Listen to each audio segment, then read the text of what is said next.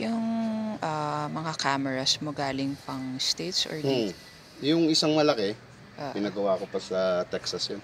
Oh, wow. Yung time na nag-start ako, maybe 12 years ago, tatlo lang yung gumagawa. Tapos, siya siguro yung pinaka-cheapest by couple of $100 na ganun na size. Karpentero talaga siya, yun lang ginagawa niya. So, pinagawa ko mga 6 months bago niya natapos. Wow. And yun na yung second to the last camera niya. After that, he quit. Actually, yung tatlo yun, nag-quit na sila. Wala nang gumagawa ngayon. This time na panahon, wala na. Bakit sila nag-quit? Wala masyadong customers? Marami. Pero yung ano lang siguro, yung tagal ginagawa eh. Plus, mag-isa niya lang. So, I don't know yung turnover ng... hindi naman siya malaking kumpanya na maraming workers. Siya lang mag-isa. Wow. Meron. Nag-blur ka lang ng konti. Ako?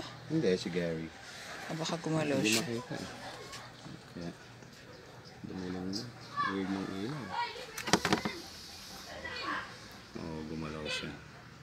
Pero meron. Dahil madilim.